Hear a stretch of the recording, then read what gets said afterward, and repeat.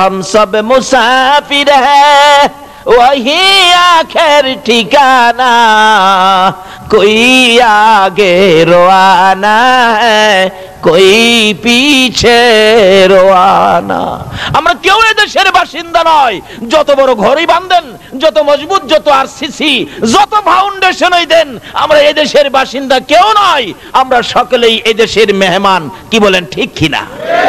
এই দেশ থেকে একদিন বিদায় হতে হবে কিনা বলুন তো?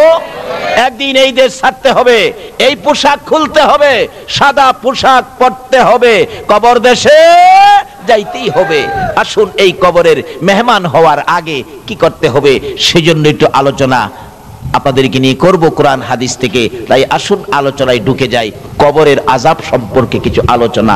আসুন আগে বাড়ি, তাই আলোচনায় ঢুকবো সরাসরি।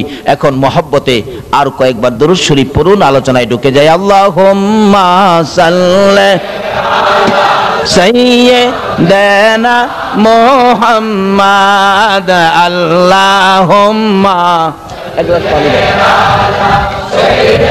দেনা মোহাম্মদ নবী মাওলানা মোহাম্মদ নবিয়ানা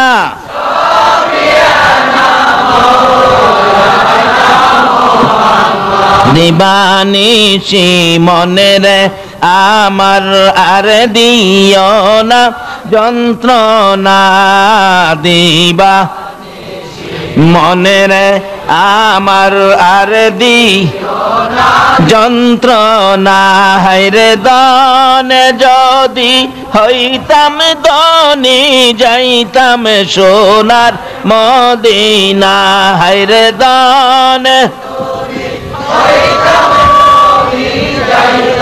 সোনার মদিনা আল্লাহুম্মা সাল্লি সাইয়্যিদানা মুহাম্মাদ আল্লাহুম্মা সাল্লি সাইয়্যিদানা মুহাম্মাদ নবী মাওলানা মুহাম্মদ নবিয়ানা মাওলানা বালাগাল উলা বিকামালিহি কাশাফাদ দুজা বিজামালিহি আসনাতে জামিউ খিসালিহি সাল্লাল্লাহু বাবার। আসুন সর্বপ্রথম আলোচনায় যাই। কোরআন শরীফ থেকে আমি তেলাওয়াত করেছি, কুল্লু নাফসিন যায়িকাতুল মাউত। আমাদের সকলকে একদিন মৃত্যুর স্বাদ গ্রহণ করতে হবে কিনা? এই যে হবে, এটা আমাদের কথা না, কথাটা আল্লাহর। বলুন, কথাটা কার? কোন আল্লাহ? যে আল্লাহ আমাদেরকে সৃষ্টি করেছেন, ওই আল্লাহই বলতে পারবে আমরা যে মরতে হবে। কিন্তু যিনি আমাদেরকে বানাইছেন, এই মাউত যে বানাইছে, সে বলতে পারবে এটা কতদিন টিকসই হবে। কি বলেন, ঠিক কিনা? এই ফ্যানটা যে বানাইছে, সেই বলতে পারবে এটা কতদিন টিকসই হবে। কিন্তু এটা যে বানাইছে, সে বললেন এটা 5 বছর টিকসই হবে। আমি যদি বলি 50 বছর, বলুন তো আমার কথাটা কি সঠিক হবে? কেন? এটা বানাইছে যে, সেই জানে এটার মধ্যে কি মেডিসিন দেওয়া আছে, সেই বলতে পারবে কতদিন টিকসই। তাই আল্লাহ রাব্বুল আলামিন আমাদের এই বডির মধ্যে নাট বল্টু যা কিছু আছে সবগুলো কে দিয়ে বানাইলেন? যেই জাতের জিনিস দিয়ে বানাইলেন, ওই মালিকই বলতে পারবে এটা যে কতদিন যাবে। এই জন্য বলতেছেন তোমরা সকলেই একদিন মৃত্যুর কুলে ঢলে পড়তে হবে। যদি জিগাই খোদা গো কোন মেডিসিন দিয়া বানাইলেন আমরা যে মৃত্যুর কুলে ঢলে পড়বো, তা আল্লাহ ওয়াজ করে বোঝাবে। কোরআন শরীফ, খলিকাল ইনসানু যায়িফা, তোমরা যে মরে যাইবা, এই জন্য, কারণ আমি তোমাদেরকে বানানোর সময় নরম করে বানাইছি, দুর্বল করে বানাইছি। খলিকাল ইনসানু যায়িফা, এই মানুষ আমি তোমাদেরকে দুর্বল করে দুর্বল করে বানাইছি। বলুন আমাদেরকে দুর্বল করে বানাইছে কে বলতেছে? এখন যদি জিগায় আল্লাহ আমরা দুর্বল করে কি দিয়া বানাইছেন, আল্লাহ তাও জবাব দিবেন কোরআন শরীফ, ইন্না খলাকনাল ইনসানা মিন নুতফা, একবারে নাপাক দুর্গন্ধযুক্ত পানি দিয়া বান্দা করে বানাইছি। তাই তুমি যে মরে যাইবা এটা মাইনা নাও। বলুন আল্লাহ যেভাবে আমাদেরকে বুঝাইলেন আমাদের মরতে হবে, এটা কি আপনাদের বিশ্বাসে আসছে? তাহলে মরার পরে যেই দেশে যাবেন এই দেশটার নাম কি? এই দেশটার নাম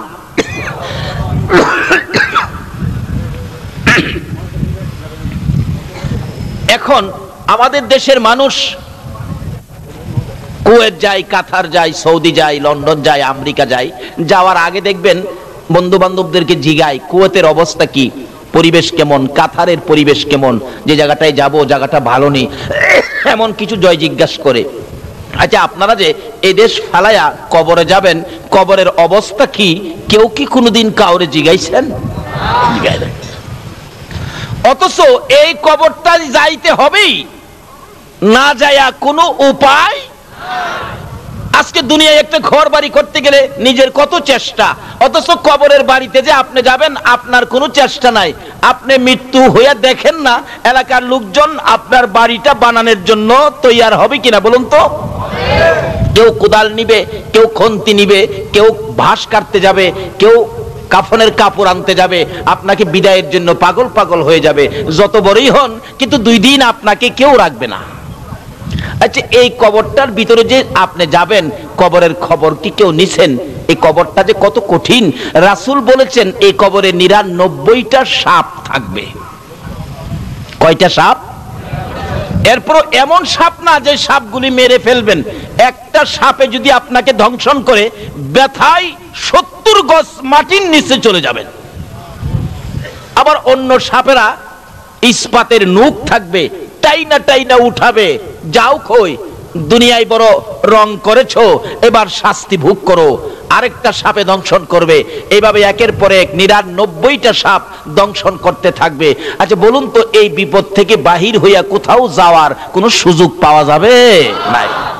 কিন্তু এখান থেকে সুযোগটা নিতে হবে। কিভাবে নেবেন?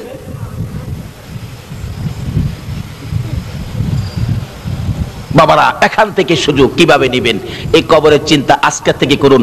মা খাদিজাতুল কুবরা রাদিয়াল্লাহু তাআলা আনহার জীবনী খুলুন। আমার নবীর প্রাণ প্রিয় বিবি, সুখে দুঃখের সঙ্গিনী, যেই খাদিজা জীবন জৈবন ধন সম্পদ সব নবীর কদম মুবারকে ঢেলে দিয়ে নবীর সহধর্মিনী সঙ্গিনী হয়েছিলেন। ওই খাদিজার জীবনী।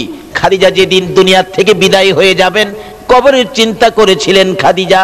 একটু চিন্তা করে কবরের অবস্থা দেখে কবরে কেউ নাই, আমাকে কবরে রেখে সবাই চলে যাবে, কি প্রশ্ন হবে, কি জবাব দিব, এই চিন্তায় খাদিজা খুব কাঁদতেছিল। খাদিজা কাঁদতে কাঁদতে চোখের পানি দিয়ে বুক বসতেছে, পাগল পাগল হয়ে গেল। খাতুনে জান্নাত ফাতেমাতুজ জাহরা একেবারে ছোট মেয়ে, মার কান্না দেখে বারবার বলতেছেন মা গো এইভাবেই কেন কান্দো? ও মা তুমি কেন কান্দো বলো? কোনো কথাই বলে না। দৌড়ায় নবীজির সামনে হাজির হয়ে গেলেন। আব্বা হ্যাঁ মা কান্দে, কত কথাই বলি, কোনো কথাই মা জবাব দেয় না। একটু আসেন মাকে জিজ্ঞেস করেন আমার মা কেন কান্দে। মা খাদিজাতুল কুবরা রাদিয়াল্লাহু তাআলার খবর পাইয়া এবার আমার নবী খাদিজার সামনে হাজির হলেন। রে খাদিজা কেন কান্দো, কি ব্যথা কি দুঃখ বলো? হুজুর অন্য কোনো দুঃখ নয়, আমি তো কবরের চিন্তায় আমি কাঁদতেছি। কবরে একা করে কেমনে থাকবো, প্রশ্ন কি হবে, কি জবাব দিব সেই ভয়ে কান্দি। আমার নবী বলেন খাদিজা রে আমি রাসূল তোমার পক্ষে আছি, এত ভয়ের কারণ তোমার নাই। বলুন রাসূল যদি কারো পক্ষে থাকে কোনো ভয় আছে কিনা? ও খাদিজা আমি রাসূল যে তোমার পক্ষে, তোমার কিসের ভয়? খাদিজা বলে হুজুর দুনিয়ায় আপনি থাকবেন আমার পক্ষে, কবরে তো আপনি যাবেন না। রাসূল বলেন খাদিজা কবরে না গেলেও আমি উপর থেকেও ভিতরের কাজ চালাইতে পারি। আল্লাহু আকবার বলুন। বলুন নবী উপর থেকেও ভিতরের কাজ চালাইতে পারে কিনা? যদি নবীর পরিচয় কবরে যা দেওয়া যায় আর কোনো ভয় আছে? তার বাস্তব। আমি কিছুদিন আগে কেরানীগঞ্জ মাহফিলে গেলাম। কেরানীগঞ্জের এমপি হলেন আমানুল্লাহ আমান এবং মন্ত্রীও। মাহফিল শেষে রাত্র 12টা-1টার পরে বাহির হব। বললাম এত রাত্রে যাব, রাস্তাঘাটে নি কোনো বিপদ হয়, গাড়ি নি ভেরেক দেয়, কি করি না করি। যে একজন কমিটির লোক বলে, হুজুর একটা পোস্টার নিয়ে যান, পোস্টার, এই পোস্টারটা দেখাবেন। সব শেষ, কারণ পোস্টারের মধ্যে আমানুল্লাহ আমানের নাম আছে, উনিও ছিলেন, তার বাড়ির পাশেই মাহফিলটা ছিল। ঠিকই পোস্টারটা নিয়ে আসলাম, সংসদ ভবনের পিছন দিয়ে গাড়ি ঢুকলো, রাত্র প্রায় 2টা। এমনি দেখি কালো পোশাক হাত বাড়াইছে। কালো পোশাক চিনেন নাই? বাবারে, খুব ভালো চিনে। গাড়ি যেমন আপনি আপনিই ব্রেক হয়ে গেছে। কোত্থেকে আসলেন এত রাত্রে? মাহফিলে গেছিলাম। কোথায়? পোস্টারটা খুলে দিলাম। পোস্টার দেখে অফিসার পড়তেছে, প্রধান অতিথি আমানুল্লাহ আমান, ডালিকান্দি। ও আমানুল্লাহ আমান সাহেবের বাড়ির কাছে গেছিলেন নাকি? হ্যাঁ উনিও ছিলেন। আমি হ্যাঁ উনিও ছিলেন। আমানুল্লাহ আমান সাহেবের বাড়ি উনিও ছিলেন না? ঠিক আছে ঠিক আছে, যান যান যান যান। একজন এমপি, তার নাম থাকাতে রাত্রে বিপদের মধ্যে তার নাম দেখে যান যান যান, তার পরিচয়ের উপরে আমাকে যান যান, আর কোনো জিজ্ঞাসা নাই, আর কোনো কিছুই নাই, যান যান যান। আচ্ছা বলুন তো, আজকে আছে কালকে নাও থাকতে পারে, যার সিলাইকুল কায়নাত, যার জন্য এত কিছু করেছেন, যার প্রেমে আমার আল্লাহ পাগল হয়েছেন, যার উপর আমার আল্লাহ নিজে দুরূদ সালাম প্রেরণ করতেছেন, ওই নবীর পরিচয় কবর দিতে পারলে বলুন কোনো বিপদ থাকবে?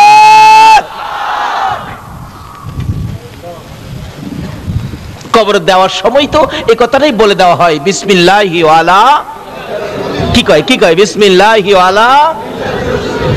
কার মিল্লাতের উপর দেওয়া হয়? এখন এই নবীকে চিনা দরকার আছে কিনা? এই নবীকে ভালোবাসা দরকার আছে কিনা? আমার আল্লাহ বলেন, কেন তোমরা আমার নবীকে ভালোবাসবি না রে? আমার নবী তোমাদের জন্য কত কষ্ট করেছে। উহুদের জমিনে যেদিন আমার নবীকে মারতে মারতে 2টা দান মুবারক শহীদ করে দিয়েছিল, আমার নবী মুখের উপর হাতটা লাগাইয়া চোখের পানিগুলো ছেড়ে ছেড়ে কান্দে। দাঁত ভাঙ্গা ব্যথার রক্ত মুবারক, ঠোঁটগুলি বেবে, দাড়িগুলো লাল হয়ে গেছে, জামাটা পর্যন্ত ভিজতেছে। তারপরেও কাফের বেঈমানেরা চারদিক ঘেরাও করে ফেলেছে। রাসূল বলেন, যেদিকে তাকাই রে শুধু শত্রুর হাতিয়ার, বন্ধু বলে কাউরে দেখি না। ডান দিকে তাকাইলে বাম দিক থেকে মারে, বাম দিকে তাকাইলে ডান দিক থেকে মারে। এইভাবে মারতে মারতে মাথার লোহার টুপিটা টুকরা টুকরা করে জমিনে ফেলে দিল। লম্বা লম্বা 2টা টুকরা গো মাথার 2 পাশে দিয়া ভিতরে ঢুকে গেছে। রাসূল বলেন, এমন ভাবে ভিতরে ঢুকেছে, বহু টানাটানি করেছি, খুলতে পারি না। মাথার ব্যথায় আমার নবী মাথা চক্কর খাইয়া উহুদের জমিনের মধ্যে পড়ে গেছে। তারপরও নবীকে মারতে ছিল দুনিয়া থেকে বিদায় করে দেওয়ার জন্য। এমন সময় হযরতে জিবরাইল এইভাবে 2টা হাত বাড়াইয়া আমার নবীরে কুলে উঠাইয়া টান দিয়া সরাইয়া নিয়ে আসছে। উহুদ পাহাড়ের মাঝামাঝি, নিচ থেকে দেখা যায় না এমন একটা জায়গায়, নিজের চোখে দেখে আসছি, আল্লাহ দেখাইছে, নিচ থেকে দেখা যায় না এমন একটা জায়গায় আমার নবীকে জিবরাইল কুলে লইয়া ওই জায়গাটায় নিয়ে গেছে। জিবরাইল বলেন, নবীকে কুলে রাখাই আমি ডাকতেছিলাম, রে উহুদের পাথর, ও উহুদের পাহাড় দেখ, যেই নবী না হইলে কিছুই হতো না, তোরাও হতে না, আমিও হতাম না। এই নবীকে মারতে মারতে বেহুশ করেছে, একটু বিছানার ব্যবস্থা করে দে, আল্লাহর বন্ধুকে শোয়াইয়া রাখি। জিবরাইল বলেন, এই বলে ডাক দেওয়ার সঙ্গে সঙ্গে দেখি লম্বা একটা পাথর ফাইটা তোলার মতো নরম বিছানা হইয়া যায়। আজকে পাথর হইয়া আমার নবীরে চিনে রে, উম্মত হইয়া নবী চিনলাম না। জিবরাইল বলেন, আশ্চর্য হয়ে গেলাম, পাথর এত সুন্দর বিছানা কিভাবে হলো? এবারে জিবরাইল ওই বিছানার মধ্যে আমার নবীকে শোয়াইয়া দিলেন। এখনো নবীর জ্ঞান ফিরতেছে না। দয়ারে নবী মায়ারে নবীর দিকে তাকাইয়া জিবরাইল ডাকতেছে, ইয়া রাসূলুল্লাহ, জ্ঞান বুঝি এখনো ফিরে নাই, ব্যথা বুঝি বেশি। একটু পরে নবীজির চোখ 2টা খুলছে, চোখের পানি জর্জর করে ছেড়ে দিছে। জিবরাইলের দিকে তাকাইয়া জিবরাইল বলেন, ইয়া রাসূলুল্লাহ, জানতে চাই গো আল্লাহর বন্ধু, দান 2টা শহীদ হয়ে গেছে, দাঁত ভাঙ্গা ব্যথা কেমন লাগে গো বলুন না, আমি জিবরাইলের কাছে বলুন না। আমার নবী জিবরাইলের দিকে তাকাইয়া কান্দে।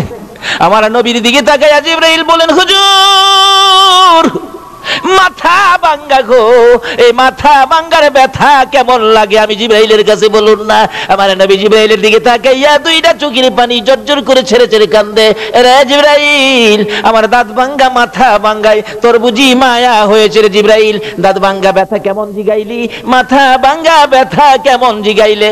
রে জিবরাইল, দাঁত ভাঙ্গা ব্যথা কেমন লাগে জিগাইলি, মাথা ভাঙ্গা ব্যথা কেমন লাগে জিগাইলি, আমার গুনাহগার উম্মতের ব্যথা কেমন লাগে জিগাইলি না।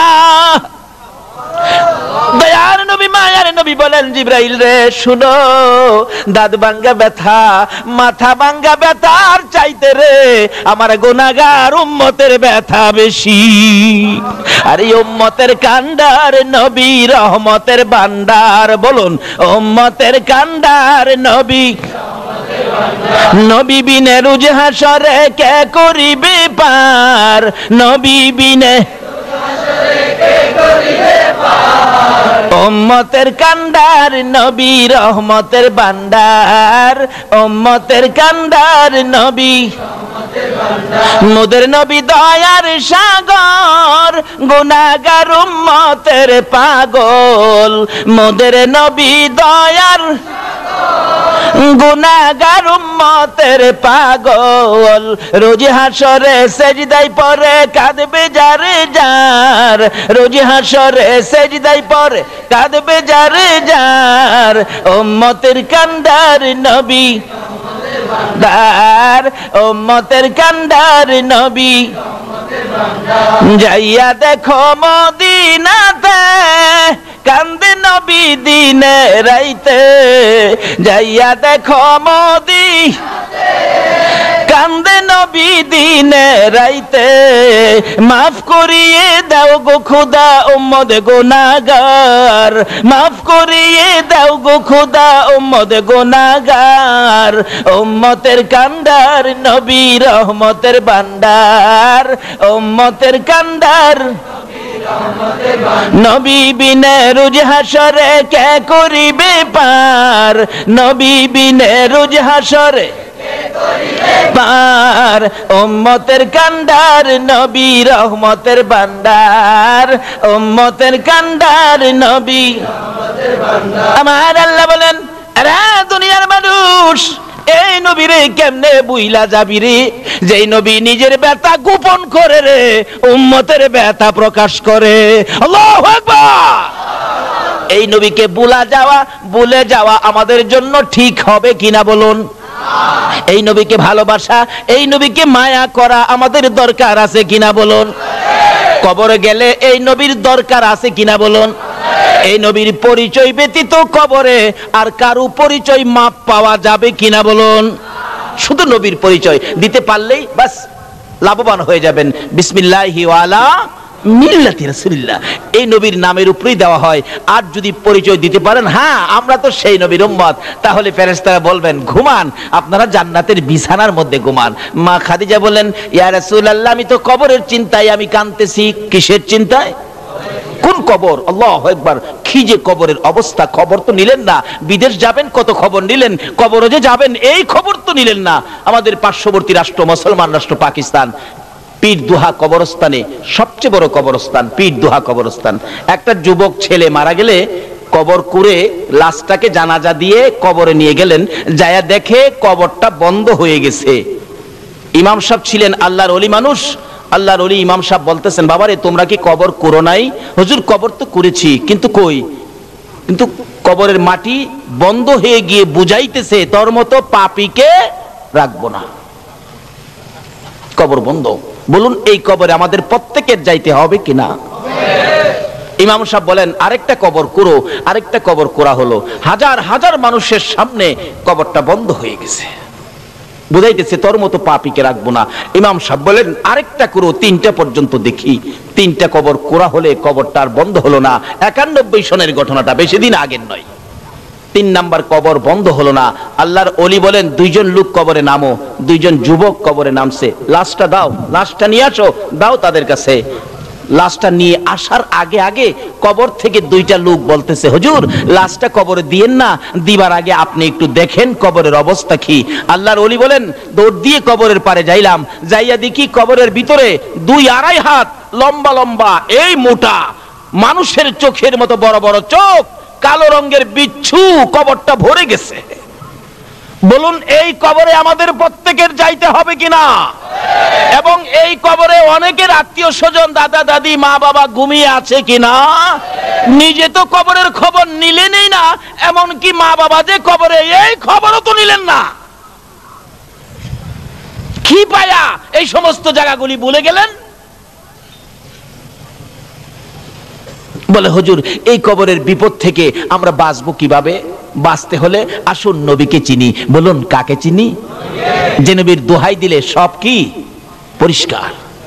যদি বিশ্বাস না হয় মুসা নবীর জীবনী খুলুন। মুসা আলাইহিস সালামের একজন উম্মত ছিলেন যার জীবনে নাফরমানি ছিল 200 বছর। বলুন কয়শো বছর? 200 বছর নাফরমানি করার পর মৃত্যু হয়ে গেল। এলাকার লোকজন বলেন এত বড় নাফরমানকে দাফন করব না, গলায় রশি লাগাইয়া শেষরাইয়া ময়লার মধ্যে, ময়লার আবর্জনার মধ্যে ফেলে দিলেন। একদিন চলে গেল, কিছু হয় না। 2 দিন চলে গেল, কিছু হয় না। 3 দিন পার হয়ে গেল। আমার আল্লাহটাকে, মুসা রে ওই ময়লা আবর্জনার মধ্যে আমার একজন বন্ধু বসে আছে, আমার বন্ধুটাকে আইনা কাফন দাফন করো, আমার বন্ধু ময়লার মধ্যে পড়ে আছে। মুসা নবী বলেন প্রভু গো আপনার বন্ধু ময়লার উপরে কোন জায়গায়? ঠিকানা দিলেন। না না না, এত নাফরমান, 200 বছর পর্যন্ত নাফরমানি করছে। যার জীবনে ভালো কোনো কাজ করে না, খারাপ কোনো কাজ পাইলে ছাড়ে না, সেই ব্যক্তি। আল্লাহ বলেন ও মুসা শোনো, তোমরা দেখেছো 200 বছর নাফরমানি করেছে, আর গভীর রাত্রে আমার ওই বন্ধু একটা কাজ করেছে রে, যেই কাজটা দুনিয়ার কেউ দেখে নাই, আমি আল্লাহ দেখছি। বলেন কি কি কাজ? আরে মুসা তোমাকে যে তাওরাত কিতাব দিয়েছি, দিয়েছো, ওই কিতাবটা রাত্রে যখন ঘুমের ঘরে ঘুমাইতে যায়, ওই নাফরমান যুবকটা ঘুমাইবার আগে, বিছানায় শুইবার আগে রে তাওরাত কিতাবটা টান দিয়ে নামাইয়া পৃষ্ঠা পৃষ্ঠা করে উল্টায়, একটা একটা পৃষ্ঠা চেক করে যত জায়গায় আমার হাবিবের নাম পাইছে রে মুসা আমি দেখেছি, শ্রদ্ধা ভরে ভালোবাসার সহিত আমার বন্ধুর নামের মধ্যে চুমা খাইছে রে মুসা। আরে মুসা যার প্রেমে আমি আল্লাহ এত কিছু করেছি, তুমি মুসার নবুয়তি আমি আল্লাহ দিয়েছি, আমার ওই হাবিবের নামে, বন্ধুর নামে প্রত্যেকটা রাত্রে সবগুলি নাম তালাশ করে করে চুমা খাইছে। জীবনে কোনোদিন আমার বন্ধুর নামে চুমা না খাইয়া যুবকটা ঘুমায় নাই। তাই আমি আল্লাহ তারা 200 বছরের নাফরমানি একদিকে নিয়েছি, আর আমার বন্ধুর নামের চুমাটুকু আরেক দিকে নিয়েছি। আমি আল্লাহ চেয়ে চেয়ে দেখি রে, নাফরমানির চাইতে আমার বন্ধুর নামের চুমা দিয়ে আমি আল্লাহর কাছে বড় ভালো লাগে রে মুসা।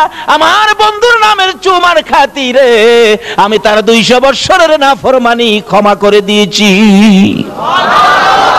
যে নবীর নামের ভালোবাসার চুমাই মুসা নবীর উম্মত 200 বছরের নাফরমানি করে আমার নবীর নামে চুমা দিয়ে ক্ষমা পেয়ে যায়, এই নবীর ভালোবাসায় কিছু করলে বলুন আমরা ক্ষমা পাইব কিনা?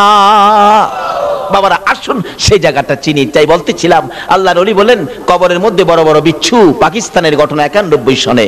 বলতেছেন বাবা যুবক, ও বাবা যুবক পাগলামি করো না, এই যে দেখো কবরের অবস্থা, এই কবরেই তাকে দিতে হবে। লাশটা কবরে নামায়া দিলে বিচ্ছুগুলো কাফনের কাপড়ের উপর দিয়েই কামড়ে এমন জোরে কামড় দেয়, হাড্ডিগুলো টাইনা টাইনা খুলতেছে, কিন্তু কেউ কিছু করার সুযোগ নাই। আল্লাহর ওলি বলেন তাড়াতাড়ি করে তোমরা মাটি দিয়ে দাও। বাবারে যেই কবরে বিচ্ছু হাড্ডি খুলবে, এই কবরে আমাদের প্রত্যেকের যাইতে হবে কিনা বলুন তো? মা খাদিজা বলেন ইয়া রাসূলুল্লাহ এই কবরে যেতে আমার ভয় করে। নবীর আদরের বিবি হইয়া, সকল মুমিনের মা হইয়া রে কবরে যাইতে ভয় করে রে। আমরা তো জীবনে কোনোদিন কবরের চিন্তা করলাম না। মা খাদিজা বল, হুজুর আমি কবরের চিন্তায় কান্দি, কবরে কিভাবে মুনকির নকিরের সওয়ালের জবাব দিব, কবরে কিভাবে একা থাকবো, কবরে কেমনে এই ভয়ে আমি কাঁদতেছি। রাসূল বলেন, খাদিজা কাঁদো না, আমি রাসূল তো তোমার পক্ষে আছি। খাদিজা বলেন, ইয়া রাসূলুল্লাহ, খালি পক্ষে থাকলে হবে না, আমার সাথে 3টা কথা ওয়াদা দেন, তাইলে আমি কান্দা থামাবো। কি কথা? 1 নম্বরে হলো আপনার একটা পাঞ্জাবি মুবারক দিয়ে আমার কাফন পরাবেন। নবীজির পাঞ্জাবি দিয়ে কাফন পরাইলে বলুন তার দাম বাড়বে না কমবে? নবীর পাঞ্জাবির পাওয়ার আছে না? দুনিয়াতেই তো দেখেন কালা পোশাকের পাওয়ার আছে না? কালা পোশাক, অথচ তারা আমাদের ছেলে, আমাদের ভাতিজা, আমাদের ভাই, কিন্তু এরপরও পোশাক লাগাইয়া 10-20 জন একসাথে যখন বাইরে হয়, একবার চায় আর দ্বিতীয়বার চায় না, মাথা নিচে দেলা। চিনছেন তো কার কথা কইতেছি? অথচ আমাদেরই ভাই তারা, আমাদেরই ভাতিজা, আমাদেরই ছেলে, কিন্তু কালা পোশাকে এদের পাওয়ার বাড়াইছে না কমাইছে? খাদিজা বলছে, নবী গো, আপনার একটা জামা আমার গায়ে লাগাবেন। বলুন নবীর জামা যার গায়ে লাগবে তার পাওয়ার বাড়বে না কমবে? কবরের ভয়ে খাদিজা বলতেছেন নবীজির একটা পাঞ্জাবি দিয়ে কাফন। রাসূল বলেন, ঠিক আছে। আর দ্বিতীয় কথা কি? নবী গো, আপনি আমাকে যে কবরে শোয়াবেন, আমাকে শোয়াইবার আগে আপনার শরীর মুবারক দিয়ে এই কবরটা একটু মরাইয়া দিয়ে আসবেন। আচ্ছা ঠিক আছে। তৃতীয় কথা, হুজুর মুনকির নকিরের সওয়ালের জবাব আমি খাদিজা দেওয়ার সাহস রাখি না, নবীর বিবি হইয়া সাহস রাখে না, আমরা কিভাবে জবাব দিব? তাই কবি বলেছেন, কবরের হালত যদি জানিতা গরবারি সারিয়া পাগল হইতা। কবরের খবর তো দিলেন না, সব ছেড়ে পাগল হয়ে যেতেন। হুজুর 3 নাম্বার প্রশ্ন হলো, আমাকে দাফন করার পর সবাই যখন চলে যাবে আমাকে কবরে ফেলে, আল্লাহর বন্ধু গো, আপনি নবী যেতে পারবেন না, আমার পাশে থাকবেন। মুনকির নকির আসলে মুনকির নকিরের সওয়ালের জবাব আপনি দিবেন, আমি সাহস রাখি না। রাসূল বলেন, ঠিক আছে, 3 কথা রাখলাম। এবার মৃত্যুর পরে কাফন নবীজির জামা দিয়ে হলো, নবী নিজে কবরে নামলেন, খাদিজাকে শোয়াইলেন, দাফনের কাজ সম্পূর্ণ হলো, সাহাবীরা সব সরে গেল, আমার নবী খাদিজার মাথার পাশে বসে আছে। 10 মিনিট চলে যায়, মুনকির নকির আসে না। আধা ঘন্টা চলে যায়, মুনকির নকির আসে না। বলুন আমরা রে কবরে শোয়াইলে মুনকির নকির কয় ঘন্টা পরে আইব? কয় কদম? মাশাআল্লাহ, এটা কিন্তু সব জায়গাতে এটা সিস্টেম, নিয়ম। কয় কদম? 40 কদম যদি আপনি নাও দেন, কবরের পাশে বসে থাকেন, তবু মুনকির নকির, কিন্তু নিয়মটা হলো 40 কদম, অর্থাৎ 40 কদম কবরের কাজ সম্পূর্ণ করে কবর থেকে 40 কদম দূরে যাইতে যেটুকুন সময় লাগবে, এটুকুন সময় পার হওয়ার পরেই মুনকির নকির কবরে আসবে।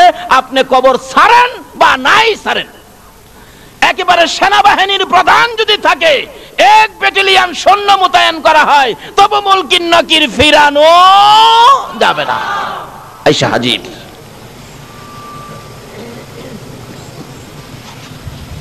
হাজির হয়ে গেছে। 40 কদম দূরে যাওয়ার সময়টুকুন থাক, পার হবে, এরপরে কবরে মুনকির নকির আসবে। কিন্তু আধা ঘন্টা পার হয়ে গেল, রাসূল তো বসা, আসতেছে না। ব্যাপারটা কি? রাসূল তো ভাবতেছেন, কি ব্যাপার, এখনো আসতেছে না?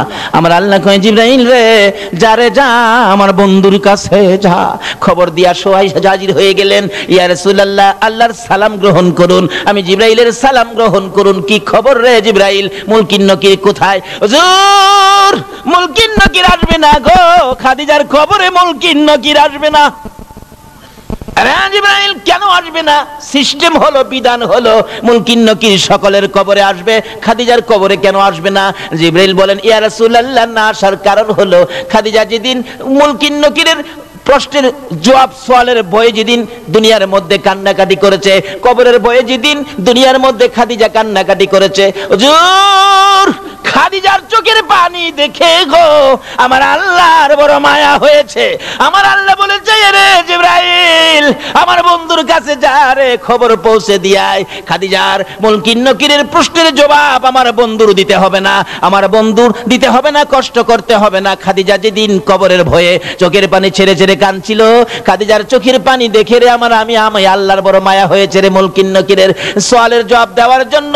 আর আমার বন্ধুর কষ্ট করতে হবে না, আমার বন্ধুর কানে খবর দে, খাদিজার কবরের মুনকির নকিরের সওয়ালের জবাব আমি আল্লাহ নিজেই আদায় করে দিয়েছি। কখন দিয়েছে? যখন এই বয়ে কাঁদছিল। বলুন, কবরের বয়ে কাঁদছেন এমন কেউ বলতে পারবেন? পারবেন না। তাই কবি বলেছেন, কবরেরও হালত যদি জানিতা, ঘর বাড়ি সারিয়া পাগল হয়ে যাইতা। সেই কবরের খবর নিলাম না। এই কবরের বিপদ থেকে বাঁচতে গেলে আখিরি নবীর উম্মত হন। তার সাথে সাথে আরেকটা ব্যাপার আছে। সেই ব্যাপার কি? আমার নবী একদিন সাহাবীদেরকে নিয়ে রাস্তা দিয়ে চলছেন, হঠাৎ নবীজি দেখে একটা কবরের ভিতরে আযাব। বলুন, কবরের আযাব আমার নবী দেখে কিনা? রাসূল বলেন, সাহাবীরা তোমরা হাত বাড়াও, দোয়া করি আমার উম্মতের কবরে আযাব। হাত বাড়ালে, আল্লাহ আমার উম্মতের কবরে আযাব বন্ধ করে দাও। জিবরাইল এক, হুজুর আপনি দোয়া করলেও আযাব বন্ধ হবে না। কই কি? রাসূলের দোয়ায় আযাব বন্ধ হবে না? কেন বন্ধ হবে না হুজুর? বন্ধ হবে না কেন রে জিবরাইল? আমি তো আমার সাহাবীদেরকে নিয়ে দোয়া করতেছি। জিবরাইল বলে, হুজুর শুধু সাহাবী কেন, 1,24,000 পয়গাম্বর সহ যদি দোয়া করেন আপনি সকল পয়গাম্বরের নেতা হইয়া, তারপরও আজকে দোয়া কবুল হবে না। আরে জিবরাইল, কেন কবুল হবে না? হুজুর আপনার এই উম্মত তার মায়ের কলিজায় আগুন দিয়া কবরে শুইছে, যতক্ষণ পর্যন্ত তার মা তাকে ক্ষমা না দিবে গো, ততক্ষণ পর্যন্ত রাসূলের দোয়াও কবুল হবে না। আরে মা বাবার কথা মতো যে জন চলে না, বলুন মা বাবার কথা মতো যে জন চলে না, আল্লাহ নবীজির দয়া তারা পাবি না। আইরে আল্লাহ নবীজির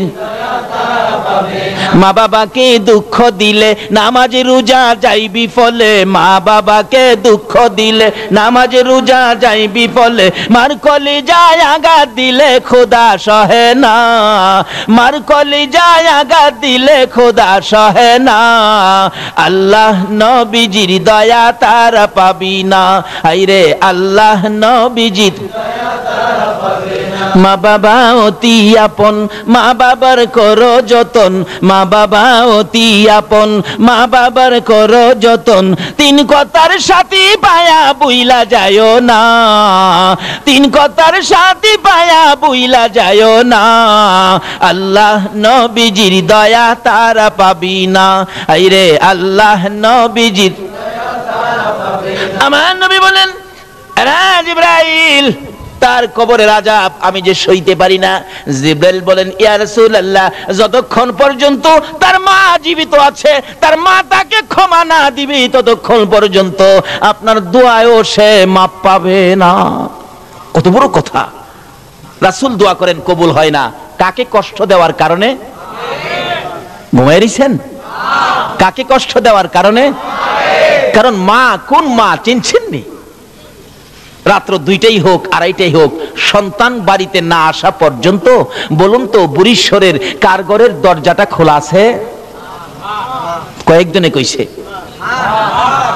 সন্তান বাড়িতে আসলো না। এ বুড়িশ্বরের একজন সন্তান বাড়িতে আসলো না, 2টায় বাইজা গেছে রাত্র। সারা বুড়িশ্বরের ঘরে ঘরে দরজা বন্ধ, একটা ঘরের দরজা বন্ধ হলো না। বলুন তো এই ঘরটা কার ঘরটা? আরো জোরে কোন? মা। কোন মা? যেই মার পেটে 10 মাস 10 দিন ছিলাম। এরকম রাত্রে আমরা সকলেই একদিন মায়ের পেটে ছিলাম কিনা? এই রাত্রে মা আপনাকে আমাকে পেটে নিয়ে ঘুমাইতো, কিন্তু আমরা মাকে ঘুমাইতে দেই নাই। একটা লাথি মারছি, মা চট করে ঘুম থেকে উঠছে। আর একটা লাথি মারছি, মা জিহ্বা কামড়ায়া সহ্য করেছে। অথচ পাশে বাবা শুয়েছিল, বাবাকেও ডাক দেয় নাই। আর একটা লাথি মারছি রে, মা দুঃখিনী উইটা দাঁড়াইয়া গেছে। দাঁড়াইয়া থাকতে থাকতে তোমার আমার মা কত রাত্র যে ফজরের আজান পড়ে গেছে, মা মন ভরে ঘুমাইতে পারে না। এই মারে যদি কষ্ট দাও গো, রাসূলের দোয়াও কবুল হবে না। তারপরেও জীবনে কত মা তোমার আমার মতো একটা সন্তানের মুখ দেখার আশায় কত মা যে দুনিয়া থেকে বিদায়ী হয়েছে, হয় নাই? ডেলিভারিতে অনেক মহিলা মারা যায় নাই, তারপরও মা জাতি মহিলা মেয়ে তাদের কত সাথ, তাদের সঙ্গের মহিলাটা ডেলিভারিতে মারা গেছে, এরপরও অন্য মহিলারা কি বাচ্চার আশা কি ছাইরা দিছে? জীবন দিয়ে হইলেও একটা বাচ্চার মুখ দেখতে চাই। বাবারা, কবরে যাবেন, এই মার সাথে ব্যবহার কি করেছেন এটা আগে পরিষ্কার করেন। রাসূল বলেন, আমি তো ডাকতেছি জিবরাইল, এই আযাব আমি উপস্থিত থাকতে আমি সহ্য করব কিভাবে? জিবরাইল বল, হুজুর তার মার কাছে ক্ষমা না পাওয়া পর্যন্ত আল্লাহ তাকে মাফ দিবে না, আপনি রাসূলের দোয়াও কবুল হবে না। রাসূল বলেন, তার মা কোথায়? ঠিকানা দিলে যে ডাকতেছে, মা আপনার ছেলেটা মারা গেছে। জি হুজুর মারা গেছে। আপনার ছেলের কবরে তো আযাব চলছে। মা বলেন, হুজুর আযাব হইতাছে? আল্লাহ আরো আযাব দেখ। হ্যাঁ আমারে পুইরা নাইছে। মারে কষ্ট দেওয়ার মানুষ আছে না বাংলাদেশে? হ্যাঁ আমারে পুইরা নাইছে হুজুর। রাসূল বলেন, মাকে তো না দেখাইলে মা মায়া হবে না। রাসূল বলতেছেন, মা আপনি একটু আসেন, আপনার ছেলের অবস্থা দেখা যান। কবরের পাশে দাঁড় করাই রাসূল বললেন, প্রভু গো, তার মাকে কবরের আযাব দেখার শক্তি দাও। বলুন এই নবীর কথাই দিবে কিনা? বলতে দেরি, শক্তি দিতে দেরি নাই। মা দেখে কবরের ভিতরে আযাব, মাথার থেকে চামড়াটা সিলাইয়া একটা টানে পাও পর্যন্ত নিয়ে যায়, আর ওই সিলানো শরীরের মধ্যে দাও দাও করে আগুন।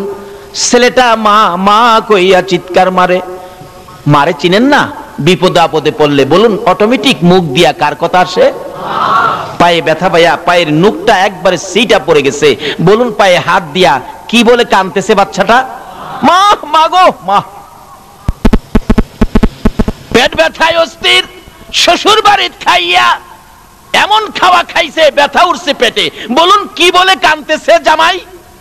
মা মাগো। শাশুড়ি কই, বেটা আমার বাড়ি খাইয়ে তোর মারে ডেকে কান্দোস? আমার আল্লাহ কই, তোর বাড়ি খাইলে কি বো, ব্যথাই বেদনায় মার কথাই আসবে, জুতা দাবাই রাইলে ও তোর কথা আইতো না। কেন? এই সন্তান নিয়ে কষ্ট ব্যথা বলুন কে বুক করেছে? মা। এই জন্য ব্যথাই বেদনায় পড়লে কার কথা মুখ দিয়ে আসে? মা।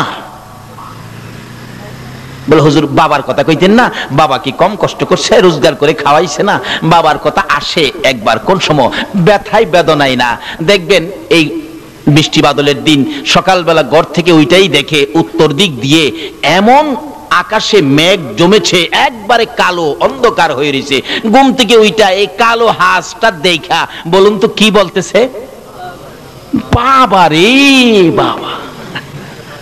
দিনের হাঁস দেখলে বাবার কথাই গিয়ে, কিন্তু ব্যথাই বেদনায় বাবার কথা বলুন কার কথাই? মা।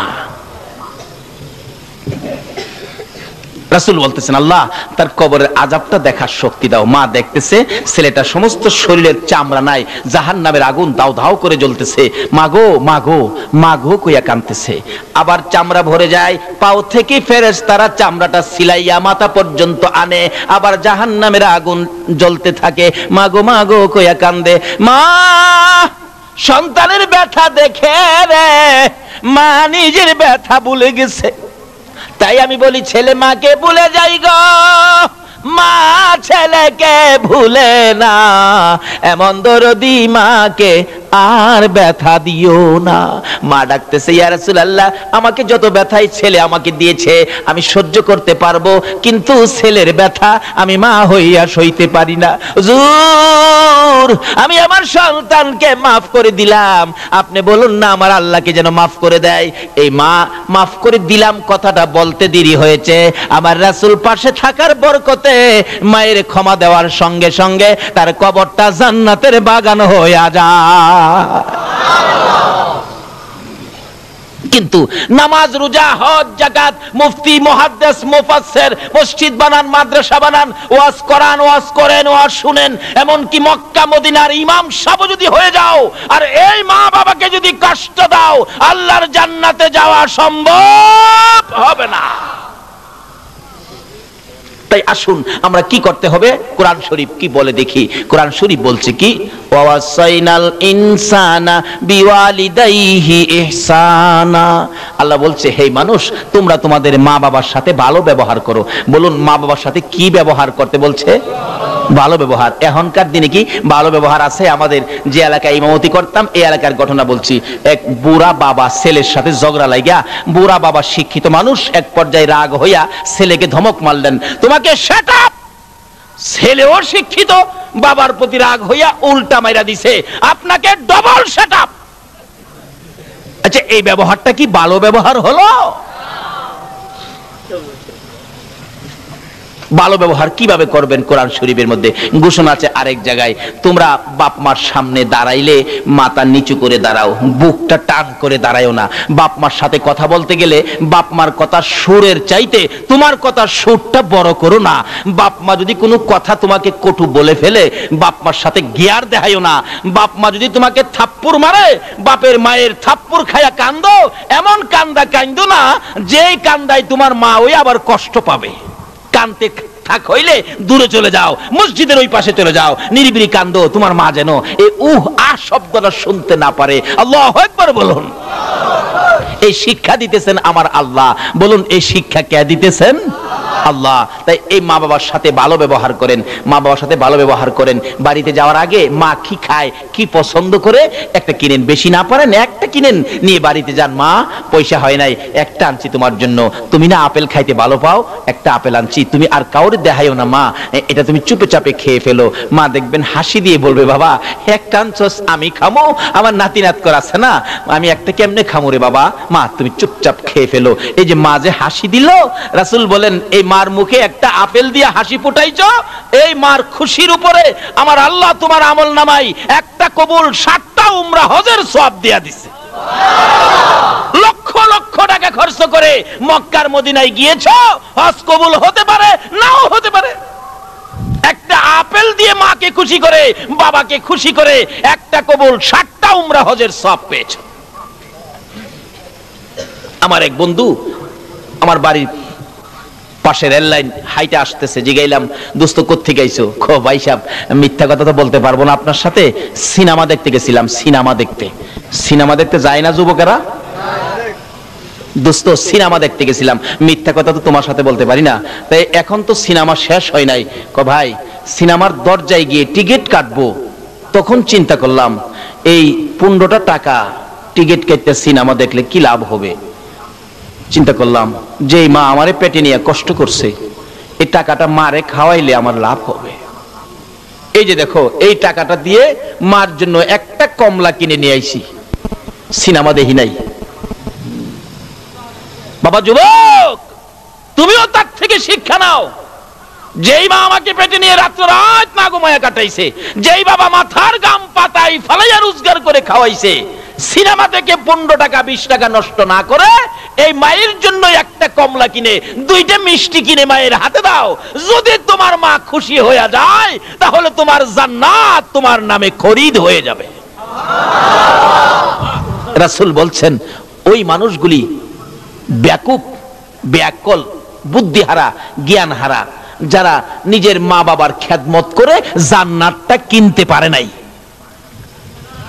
মা বাবার খেদমত করে জান্নাত কিনতে পারে নাই। কোন মা বাবা? তোমার মা বাবা বুড়া হয়ে গেছে, বাবারে বুড়া মা বাবা ঘরের মধ্যে অসুস্থ, তুমি নামাজি মানুষ, নামাজের সময় নামাজে দাঁড়াইছো, আল্লাহু আকবার, যদি তোমার মা ডাক মারে, আব্দুর রহমান, নির্দেশ হলো নামাজটা ছেড়ে দিয়ে তোমার মার ডাকে সাড়া দাও। আজকে এত গুরুত্বপূর্ণ মা বাবার ব্যাপার আমরা গাফেল হয়ে গেছি। তাই কোরআন শরীফে আল্লাহ বলছেন, তোমরা মা বাবার সাথে ভালো ব্যবহার করো। বলুন, কি ব্যবহার করতে বলছে? মা বাবা যা বলে তা শোনো, মা বাবার মনে ব্যথা দাবে, ব্যথা পাওয়ার মতো কোনো আচার আচরণ তোমরা করো না। তার সাথে সাথে মা বাবা যদি কবরে চলে যায় তাহলে মা বাবার জন্য দোয়া করো। তাও কোরআন শরীফ আল্লাহ পাক শিক্ষা দিলেন, কি দোয়া? রব্বিরহামহুমা কামা রাব্বায়ানি সগীরা। বলুন, পৃথিবীর কারোর জন্য দোয়া শিখাইছে না, শুধুমাত্র কোরআন শরীফে কার প্রতি দোয়ার নির্দেশ করলো? কেন মার জন্য দোয়া করবেন? ইব্রাহিম নবী যখন ছোট ছিলেন, ইব্রাহিম নবী তার মাকে প্রশ্ন করেন, মা মা আমার রব কে? ইব্রাহিম নবী মাকে প্রশ্ন করে, মা আমার রব কে? ইব্রাহিম নবীর মা বলেন, বাবারে তোমার রব তো আমি। আচ্ছা কন্ত, মা কি আবার রব হইতে পারে? কিন্তু আসলে এক কিসিমের রব মাকেও বলা যাবে। কেন? রব শব্দের অর্থ হলো লালন পালনকারী। আচ্ছা, মা একদিন ছোটকালে আমাদেরকে লালন পালনের দায়িত্ব নিছে কিনা বলুন তো? যেইভাবে কষ্ট করে লালন পালন করছে মা, হাই হাই হাই, রাত্রের বেলা ঘুমাইছি, শীতের রাত্র, দেখবেন মা একটু পরে পরে বাচ্চার নিচে হাত দেয়, বাচ্চা নি প্রস্রাব করছে, বাবাই পেলাম জানেই না, মা হাত দিছে প্রস্রাব, ঘুমের থেকে খাতা বদলাইছে, আবার একটু পরে হাত দিছে প্রস্রাব, আবার খাতা বদলাইছে, আবার হাত দিয়া দেহে প্রস্রাব, খাতায় হাত দিয়া দেহে খাতা নাই। অবশেষে মা টান দিয়া নিজে যে শুকনা জায়গাটাই ছিল, এই শুকনা জায়গাটাই বাচ্চাটারে শোয়াইয়া মা দরদি ওই বিজা জায়গাটাই শুইছে, আবার হাত দিয়ে দেহে প্রস্রাব। এখন আর কি করবে?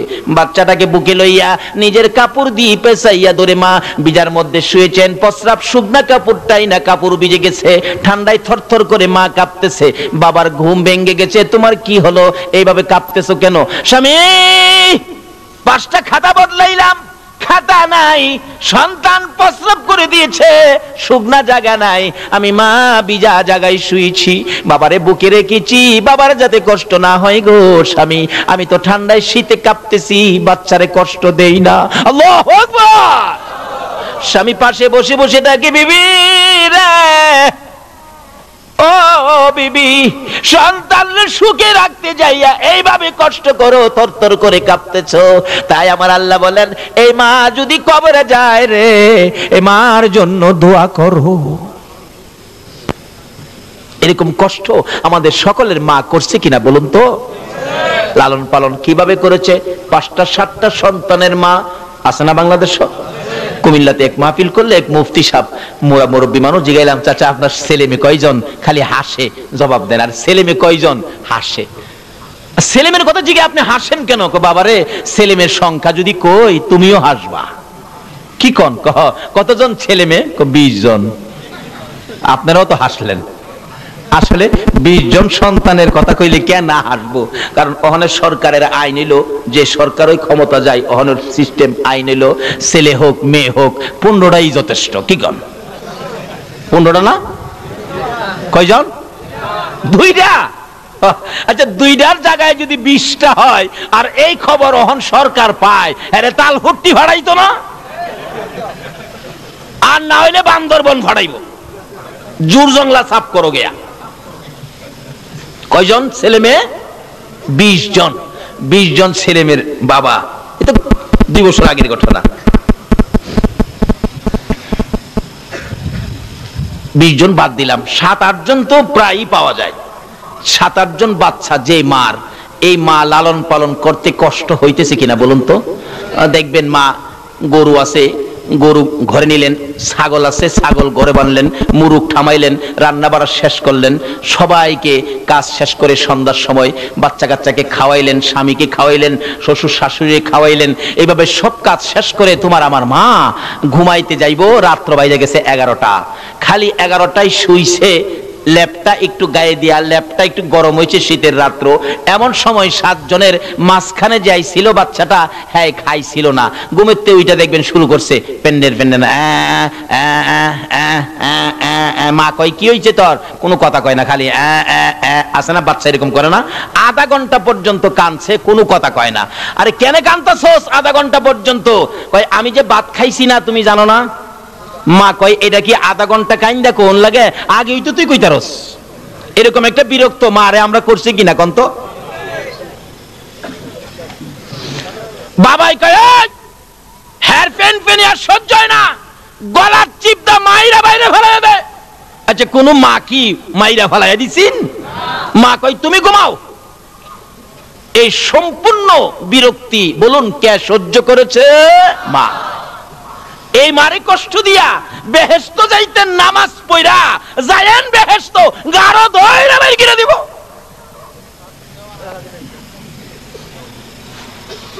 বাবারা ভাইরা, আমি কি কথাগুলো বুঝাইতে পারতেছি? আল্লাহ তুমি সকলকে বুঝার তৌফিক দাও, সকলে বলুন আমিন। মা আধা ঘন্টা পরে এর আইনা ভাত দিছে, ভাত নিয়ে বইসা খাইতেছে, আরেকটাই ডাক মারছে, মা কি? আমি হাগুম। এরকম কয় না? হাগুম হাগুম। আমরাও ছোটবেলা বলছি, গ্রাম দেশে থাকছি, হাগা দলে রাইতে ডাকতাম, আব্বা হাগুম। আব্বা কয় হাগবি? হা। হাগুম হাগবি? বাবাই ওঠে না। অবশেষে কি করবো, একটা কথা আছে, হাগা দললে বলে বাঘার ভয় থাকে না, হাগা দললে বাঘের ভয়। কি করবো, দরজাটা খুইলা দৌড় দিয়া উঠানের কিনারে গিয়া হাগ দিয়ে বয়ে গেছি, ছোটবেলা আর কি। এমন সময় শোনা যায় বাড়ির পাশে শিয়াল ডাকতেছে, ও হাই হাই হাই, কি বিপদ রে, পাশে শিয়াল। বাবাই ঘরে থেকে কয়, ভয় পাইস না, আমি চায়ে রইছি। আচ্ছা ঘরের ভিতর থেকে বলে চায়ে রইছে, ওহনো বাইর হয় না। একটু পরে দেখি আরেকজন দৌড় দিয়া বাহির হইয়া একবারে মাথার পাশে খাড়িয়ে রইছে। বলুন তো উনি কে? আরো জোরে বলুন কে? এই মার পায়ের তলে জান্নাত, রাসূল কইছে। মা গিয়া কইতেছে, তুমি ঘরে থেকে কও ছাই রইছো, শিয়াল কাছে আমার বাবার কাছে, ঘরে থেকে কও ছাই রইছো। বাবা আইতে রাজি না, মা কইলাম সামনে। কি বলেন ঠিক কি না? আরেক বেচারা কইতাছে, বাবা আমি হাগুম। বাবা কই হাগবি? কহ। বাবা আমি হাগুম। কই হাগবি? কহ। বাবা আমি হাগুম। কই হাগবি? কহ। ক হাগুম কুম্বালা হাইগা দিছি ওই। বাবাই খালি কই হাগুম উঠবি উঠ, বাবাই তোর উড়ে না। এরপরে কই হাগুম কুম্বালা হাইগা দিছি ওই। অহন ভালো হইছে না? মা হাগুম হাগবি, এটারে বাদ দিয়া এটারে লইয়া উঠানের কিনারে। আধা ঘন্টা পর্যন্ত শীতের রাত্র, হ্যাঁ হাক দেবো গান গা টুন টুন টুন টুন। মাই জিগাই, খিরে গান গাছ হাগা হইছে? কই হইলে তো আমি কমু, তোমার কোন লাগবো? 1 ঘন্টা গেছে, কই মা কোন রকম হইছে। মা সুচু করাইছে, পানি পরিষ্কার করাইছে, এবার পায়খানা পরিষ্কার করে ধুইয়া মুইসা কুলে নিয়া বিছানায় শুয়া মা খালি খালি শুইছে, এমনি আরেকটাই চিৎকার মারছে, মা আমি তো প্রস্রাব কইরা দিছি। এরকম হয়েছে কিনা শুরুর সময়? বলুন এই বিরক্তিগুলি কে সহ্য করেছে? এই সম্পূর্ণ কাজ কে করেছে? তাই এই মার খেদমত করুন, মা বাবা কবরে থাকলে দোয়া করুন। কেন? এই মা বাবার পায়ের নিচে হবে আমাদের জান্নাত। এইভাবে 3টা 4টারে মা শুয়াইছে, এবার আরেকটাই ডাক মারছে, মা কি? আমার ঘুম ভাঙ্গা গেছে, আমার ঘুমও ধরে না, আমারে কোলে লয়। লইছি কুলো, বাইরে যা। ঘরের বাইরে যাইতো, বাইরে গেছে। মা ডাকতেছে, বাবারে আমার শীত করে, চাদরটা নিয়ে আসি। কয় না চাদর আনতে পারবি না, এই শীতের মধ্যে। মা দেখলেন সন্ধ্যার থেকে নিয়ে এই বাচ্চাকে লালন পালন করতে যায়া এইভাবে বাচ্চা কোলে নিয়ে ঘুম পাড়াইতে গেলে ঘুমও তো আর আসে না। হঠাৎ শোনা যায় মসজিদে আজান পড়ে গেছে, আসসালাতু খায়রুম মিনান নাও। মা এইভাবে বাচ্চাদের লালন পালনের দায়িত্ব নিয়ে গো কত রাত্র মা না ঘুমাইয়া কাটাইছে। তাই মাকেও এক কিসমের রব বলা যায়। তাই দোয়ার মধ্যে আসছে, রব্বির হামহুমা কামা রব্বায়ানি সগীরা। এক কিসমের রব মাকেও বলা যাবে। আজকে সেই মার সাথে যদি বেঈমানি করো গো, আমার নবীর শাফায়াত নসিব হবে না, আমার আল্লাহর মায়া দয়া তুমি পাইবা না। মার সাথে ভালো ব্যবহার, মা কবর থাকলে দোয়া। আর মা যদি দুনিয়ায় থাকে, মাকে খুশি করো। রাসূল বলছেন, যার বাবা জীবিত তার বেহেশতের একটা দরজা খোলা আছে, যার মাও জীবিত তার বেহেশতের 2টা দরজা খোলা আছে। আল্লাহু আকবার বলুন। এক ছেলে স্বপ্নে দেখে আল্লাহর আরশের খুঁটির মধ্যে চুমা দিতেছে। ছেলে দৌড়ায় সকালবেলা ইমাম সাহেব হুজুরের কাছে গেছে, হুজুর আমি স্বপ্নে দেখেছি আল্লাহর আরশের খুঁটি চুমাইতেছি। ইমাম সাহেব বলেন, বাবা তোমার মা আছে? আছে তো, মার পায়ে গিয়ে চুমা দাও। হুজুর একটা কথা কইলেন, কই আল্লাহর আরশ আর কই মা? আল্লাহর ওলি বলেন, তুমি মাকে কি মনে করছো? আল্লাহর আরশের খুঁটির চাইতে মায়ের পায়ের মর্যাদা কোটি কোটি গুণ বেশি। জোরে জোরে কোন সুবহান। কারণ যেই মায়ের পায়ের নিচে জান্নাত, আরশের ঘড়ির নিচে জান্নাত নয়। সুবহানাল্লাহ। আজকে সেই মার সাথে ভালো ব্যবহার আমাদের দরকার আছে কিনা বলুন? মারও উচিত সন্তানদেরকে ভালো পথে পরিচালনা করা, বাবারও উচিত সন্তানদেরকে ভালো পথে পরিচালনা করা। আজকে যেই সন্তান, যেই মা বাবা এই সন্তানকে পেটে নিয়েছো, যারা আজকের এই সমাজ কল্যাণ যুব সংঘ করে এত বড় মাহফিলের আয়োজন করেছে, এই বৃষ্টি বাদলের মধ্যে এমন সন্তান জন্ম দেওয়া, এই পথে সন্তানদেরকে পরিচালনা করা, এটাও মা বাবার দায়িত্ব। আজকে যেই মা বাবার সন্তান মাহফিলের আয়োজন করেছে, আর যেই মা বাবা এই সন্তানের মা বাবা হয়েছেন, উভয়ই জীবন ধন্য। যদি এর মধ্য থেকে কেউ কবরে থাকে, আজকের মাহফিলের উসিলায় তাদের কবরগুলোকে জান্নাতের বাগান বানিয়ে দেওয়া হয়েছে। যেইভাবে মাহফিলটা সাজানো হয়েছে, তাদের কবরগুলোকে এইভাবে আজকে সাজানো হয়েছে। ফেরেশতারা বলেন, প্রভু গো, এই কবরগুলো সাজানো হলো কেন? এই কবরের এই অবস্থা কেন? আল্লাহ বলেন, তাদের সন্তানেরা আজকে দুনিয়াতে জান্নাতের বাগান সাজিয়েছে, এই বরকতে তাদের মা বাবার কবরকে আমি জান্নাতের বাগান সাজাইলাম। কাজী এমন সন্তানের মা হও, বাবা হও, যারা এরকম মাহফিলের আয়োজন করবে, ভালো কাজ করবে, সত্য পথে থাকবে, মসজিদে যাবে, নবীকে ভালোবাসবে, ওলিদের পক্ষে থাকবে, ওই সমস্ত সন্তান মা বাবা হতে পারলে জীবন ধন্য হবে, কবরে গিয়েও শান্তি পাবেন। তাই আসুন, যে সন্তানেরা মাহফিলের আয়োজন করেছেন, আল্লাহ যেন তাদেরকে প্রত্যেক বছর এই মাহফিল এভাবে করার তৌফিক দেন এবং আল্লাহ যেন তাদেরকে নেক হায়াত দেন। তাদের মা বাবা বংশধর যারা কবরে, আল্লাহ যেন এই মাহফিলের উসিলায় সকলকে মাফ করে দেন, সেজন্য দোয়া হবে। আসুন, কবরে যেতে হবে, যাওয়ার আগে কবরটা পরিষ্কার করি, নবীর উম্মত হইয়া নবীর কথা মতো কিছু কাজ করে মা বাবার খেদমত করে কবর পরিষ্কার রাখি। মা বাবা যাদের দুনিয়াতে আছে, আজকেই যায়া মা বাবার খেদমতে হাজির হয়ে যান। আর যার মা বাবা দুনিয়ায় নাই, আজকের মোনাজাতে চোখের পানি ছেড়ে দেন। তাও যদি না পারেন, কালকে সকালে মায়ের কবরে যান, বাবার কবরে যান, দুইটা হাত বাড়ায় কান্দেন, আল্লাহ রাব্বুল আলামিন আপনার চোখের পানিতে মা বাবাকে মাফ করে দিবেন। তাই আসুন, আমি আর সামনে যাচ্ছি না, দুইটা সাবজেক্টের উপর আলোচনা, আল্লাহ যেন আমাকে সহ সকলকে এই সাবজেক্টের উপর আমল করার তৌফিক দেন। সকলে বলুন আমিন। আসুন দোয়া করি, সকলে দোয়ায় শরীক হন। আল্লাহুম্মা আমিন। ربنا ظلمنا أنفسنا وإن لم تغفر لنا وترحمنا لنكونن من الخاسرين رب ارحمهما كما ربياني صغيرا রব্বুল আলামিন। রাত্র 3টা পার হয়ে গেছে, তোমার আদুরের বান্দারা, তোমার নবী আশিক পাগলেরা, গাউসে পাকের ভক্তবৃন্দরা 3টা পর্যন্ত পার করে দিয়ে গো তোমার শাহী দরবারে হাত বাড়াইছে। মউত একেবারে খালি হাত বাড়াই নাই, তুমি যার উপর দুরূদ ও সালাম প্রেরণ করো, ওই নবীর উপর দুরূদ ও সালাম ও মদিনা পাঠাইছি। মাবুদ রে, আমাদের দুরূদ ও সালাম গুলো পাখির মতো উড়াইয়া উড়াইয়া দয়ার নবী মায়ার নবীর রওজা আতহারে পৌঁছাইয়া দাও। আয় মাবুদ, আজকের এই দুরূদ ও সালাম উসিলা করে, ফাতিহা ইয়াজদাহ মাহফিল উসিলা করে আমরা যারা হাত বাড়াইছি, আমাদের তামাম জিন্দেগীর গুনাহগুলো ক্ষমা করে দাও। মাবুদ, রাত্র 3টা পার হয়ে গেল, তোমার বান্দারা যে হাত বাড়াইছে, তোমার কি মায়া লাগে না? যদিও আমরা অপরাধ করেছি, গুনাহ করেছি, তারপরেও তো আমরা মাফের আশায় হাত বাড়াইছি। দুনিয়ায় দেখি সন্তানেরা যদি অপরাধ করে, মা বাবা দমক দেয়, বাড়িতে জায়গা দিবে না, তারপরেও রাত্র যদি 12টা 1টা 2টা বাইজা যায় রে, মা দরদি সন্তানের জন্য দরজাটা খুইলা রাখে রে আল্লাহ। মায়ের মতো একটা দরদি যদি অপরাধী সন্তানের জন্য 2টা বাজে দরজা খোলা রাখতে পারে গো আল্লাহ, আমরা যে তোমার বন্ধুর গুনাহগার উম্মত, জীবনের গুনাহ লইয়া মাপের আশায় হাত বাড়াইছি, তোমার যে 99 ভাগ মায়া আছে গো, দয়া আছে গো, তুমি কি আমাদের জন্য মাফের দরজাটা খুলতে পারো না?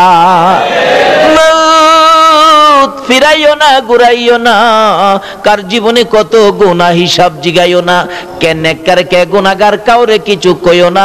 আজকের এই মাহফিলের উসিলাই আমাকে সহ সকলের জীবনের গুনাহ ক্ষমা করে দাও। মাবুদ্রি ক্ষমা যে চাইলাম জীবনের গুনাহ, এই শেষ রাত্রে আমরা রে মাফ করছনি। যারা নামাজি নামাজ কবুল করো, যারা নামাজ পড়ে না নামাজের বুঝদান করো, বেনামাজি বানাইয়া সাদা কাফন গায়ে লাগাইও না গো আল্লাহ। যারা মদিনা যাওয়ার পাগল, পাখির মতো উড়াইয়া মদিনা লইয়া যাও গো আল্লাহ। মদিনা না দেখাইয়া এই মাহফিলের কাউকে তুমি আজরাইলের হাতে তুলে দিও না। মদিনা রে, ও সুন্দর মদিনা, মদিনা যে কেমন লাগে গো, যারা যায় নাই তারা তো বুঝবে না। মদিনায় যখন রওনা হয়েছিলাম 2001-এ, বৃহস্পতিবার দিবাগত রাত্রে বাস ছাড়ছে, আগে মদিনায় নিয়ে যাবে। রাত্র 2টার দিকে মুআল্লিম সাহেব বলতেছেন, হাজী সাহেবরা ঘুমায়েন না, আর কিছুক্ষণের মধ্যে আমরা ঢুকে যাব সোনার মদিনা। দেখি সকল হাজী সাহেবরা সজাগ হয়ে গেছে। মুআল্লিম সাহেব গো, কোন সময় ঢুকবো গো প্রেমের মদিনায়? একটু পরে মুআল্লিম বলেন, হাজী সাহেবরা দুরূদ শরীফ পড়তে থাকুন, এই তো আমরা মদিনায় ঢুকে গেলাম গো। সমস্তটা শরীর যেন পশমগুলো দাঁড়াইয়া গেছে, কলিজায় যেন ঠান্ডা লাগতেছে, শোনা যায় কানে যেন আওয়াজ আসতেছে, হায় আমার পাগলেরা। যাইতে যাইতে আরো ঘন্টা খানিক গাড়িটা চললো। মুআল্লিম বলেন, দুরূদ শরীফ পড়ুন আর জানালাগুলি বন্ধ করে দেন।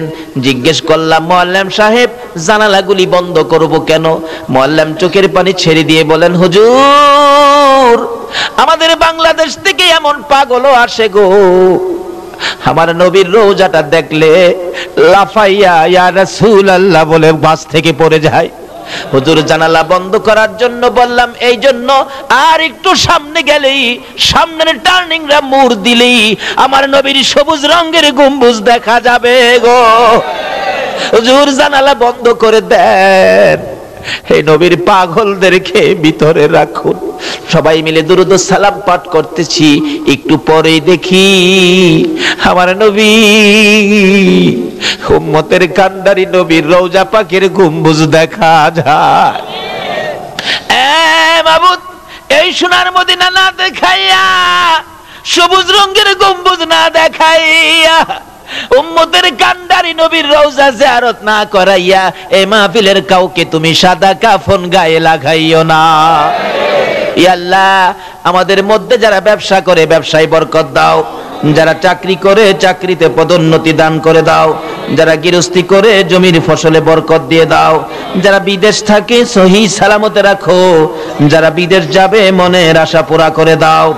মাবুদ রে, যারা লেখাপড়া করে লেখাপড়ায় বরকত দাও, যারা পরীক্ষা দিয়েছে দিবে কামিয়াবি দান করে দাও। খাস করে আজকের এই কমিটির সবাইকে নেক হায়াত বাড়াইয়া দাও গো আল্লাহ। এই মাহফিলে যারা উপস্থিত হয়েছে 3টা পর্যন্ত কষ্ট করেছে, সকলকে তুমি নেক হায়াত বাড়াইয়া দাও গো আল্লাহ। যাদের ছোট্ট ছোট্ট ছেলে মেয়ে দিয়েছো, ছেলে মেয়েদের নেক হায়াত বাড়িয়ে দাও।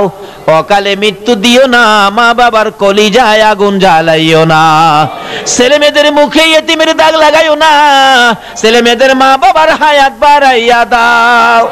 ইয়া আল্লাহ, দুয়ার দরখাস্ত করেছেন ইসমাইলের জন্য ও নুরুল আমিনের জন্য। ইয়া আল্লাহ গো, এই দুয়ার দরখাস্ত করেছেন দরদিরা, আল্লাহ তুমি কবুল আর মঞ্জুর করে নাও। ইয়া আল্লাহ, জানি না তারা কি অবস্থায় আছে, আল্লাহ তাদেরকে তুমি বেশি বেশি করে নেক হায়াত বাড়িয়ে দাও। ইয়া আল্লাহ, যে আশায় দরখাস্ত তাদের মনের আশা পুরা করে দাও।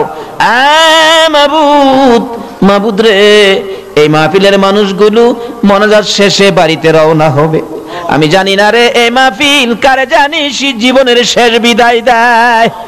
এই মাহফিল যদি কারো জীবনের শেষ মাহফিল হয়ে থাকে গো আল্লাহ, এই মাহফিলের উসিলায় কাল কিয়ামতে নাজাতের ফয়সালা করে দিও গো আল্লাহ। ইয়া আল্লাহ, যে নবীর আশিক হইয়া এত রাত পর্যন্ত কষ্ট করলো তোমার বান্দারা, সকলকে তুমি কাল কিয়ামতে নবীর গুদারায় উঠাইয়া ফুলচিরাতের ফুল পার করে দিও গো আল্লাহ। ইয়া আল্লাহ, এই মাহফিল টুকুন তোমার কুদরতি হাতে আমানত করে গেলাম। কিয়ামত পর্যন্ত এই মাহফিল তুমি কায়েম রাখো গো আল্লাহ। এই মাহফিলকে যারা সাহায্য সহযোগিতা করেছে করবে, বুদ্ধি পরামর্শ দিয়েছে দিবে, মাহফিলের পক্ষে থাকবে আসবে, সকলকে তুমি আফত বিপদ আযাব গজব অ্যাক্সিডেন্ট বালা মুসিবত শয়তানের শয়তানি দুশমনের দুশমনি হইতে বাঁচাইয়া রহমত বরকত শান্তি দ্বারা ভরপুর করে দাও গো আল্লাহ। মাউত এই মাহফিল দি বিদায় হয়ে যায় রে আল্লাহ। আরে বাবা যুবকেরা, তোমাদের কষ্টের মাহফিল তো বিদায় হয়ে যায়। এই মাহফিলের জন্য যুবকেরা কত কষ্ট করেছে। 4টা বাইজা গেছে, মা খবর পাঠাইছে খানার জন্য, ছেলেরা খবর উল্টা পাঠাইছে, মা গো খাবো না, প্যান্ডেলের কাজ শেষ হয় নাই। মাবুদ এই যুবকদের এত কষ্টের মাহফিল বিদায় হইয়া যায়। এই মাহফিল বিদায় সাথে সাথে গো তাদেরকে তুমি মাফ করে দাও গো আল্লাহ। এই যুবকদেরকে তুমি খালিদ বিন ওলীদের মতো ইসলামের সৈনিক বানাইয়া দাও গো আল্লাহ। ইয়া আল্লাহ মাহফিল শেষে যারা যেখানে যাবে গো সহি সালামতে পৌঁছাইয়া দিও গো আল্লাহ। ইয়া আল্লাহ যতগুলো দরখাস্ত করলাম সবগুলো তুমি কবুল আর মঞ্জুর করো গো আল্লাহ। যতগুলো আলোচনা করেছি আমাকে সহ সকলকে তুমি আমল করার তৌফিক দিও গো আল্লাহ। সাল্লাল্লাহু তাআলা আলা খায়রি খালকিহি মুহাম্মাদি ওয়া আলা আলিহি ওয়া আসহাবিহি আজমাইন বিহাক্কি লা ইলাহা ইল্লাল্লাহু মুহাম্মাদুর রাসূল।